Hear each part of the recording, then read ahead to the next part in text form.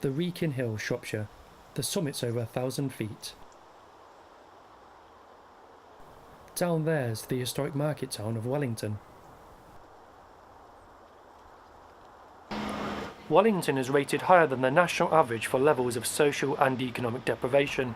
Some turn to faith to help them get through difficult times. It's Thursday morning.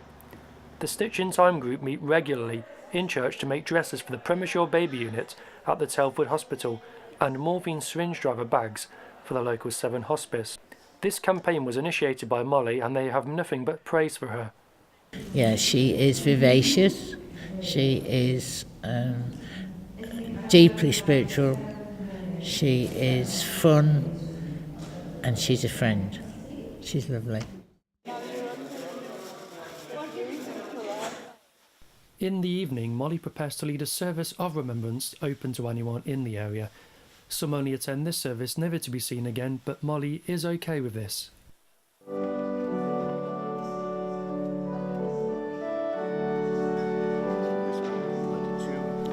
It's a carefully rehearsed service. Each one is planned out weeks in advance. Friday is her day off. I visit Molly at her home, the Manse, to find out more about her life. Molly's path of being a minister could have been halted when her brother, who was paying her private school fees, lost his job. The state's schooling was poor in Zimbabwe in the 70s, so Molly would have stood little chance of going to university, particularly during a political time when black people were suppressed under British rule. Through her church, Molly was adopted by a Christian in Germany by the name of Hildred Lips. She kindly sponsored her through private school and also to go to the University of Manchester to study theology. So Hildred Lips adopted you. What would your life have been like without her involvement? The first thing I know for sure is that it was going to be an embarrassing thing for me to go back to a day school after starting at a boarding school. And the other way I know it was going to be affected, which I think was going to affect me academically in the class, is because the other girls from my village, whom I had left, I left them and went to the boarding school. Then I would see them, during the school holidays. Then to think, she's back now with us, it was like, oh, it's embarrassing, and they would laugh at me, and I don't know how I was going to perform in the class. In 2017, Robert Mugabe was removed from office in a military coup.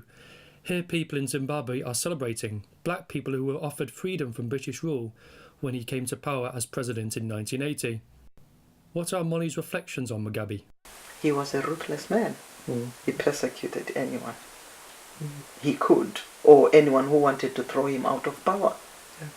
So, yeah, I'm not a politician, but I am a human being. I'm a citizen, an ordinary citizen. I know there are a lot of people, a lot of families who are still struggling because of Mugabe. When Molly returned from the University of Manchester in England to Zimbabwe to be ordained, she faced sexist attitudes from the Methodist Church. She faced resistance from the district chair at the time. He thought, no, I should be a secretary. And because I was a woman, and then I said, no, I wasn't called to be a secretary of a minister, but to be a minister myself. Wearing the clerical collar off duty often makes people wary of Molly. But some of them, they see me, straight away they want to talk to me and say, do you have time? I said, of course I do. From humble beginnings where her parents worked on farms, she's not let her background define her present. Molly knows that fear is transient and her faith will always carry her through. Molly believes her background defines who she is. She's proud of her husband Alan and her children, Kanasha and Schnopper.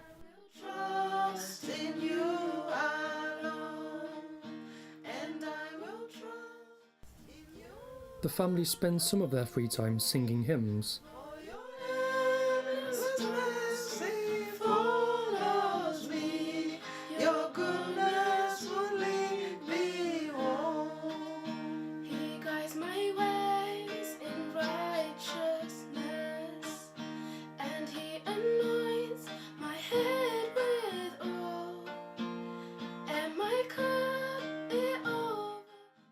Alan is actively involved in the church.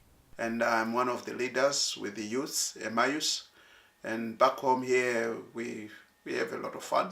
Who's the best dart player? It depends on the day. However, having said that, I think Molly has always gotten the better of me because she has always been a goal shooter in netball. So things that involve aiming have always been her forte, so to speak. Good. Molly believes the church forms an extended family for her, but her true spiritual home, she says, is Zimbabwe. She often visits and takes part in ministry work there and in other countries in Africa, with ministers from all over the world. This is a song Alan and Molly has written together. It's a praise song sung in Shona, the language of Zimbabwe.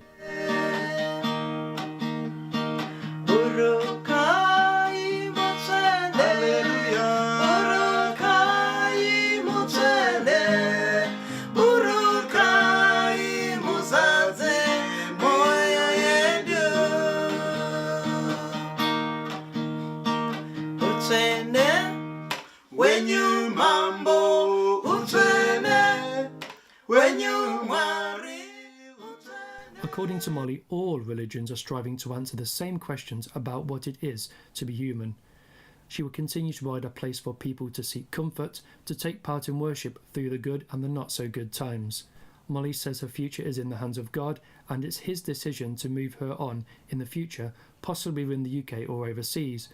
What is clear is when she retires, she will return to Zimbabwe until the time comes for her to take a final journey to heaven. Stephen Collins, Staffs Live.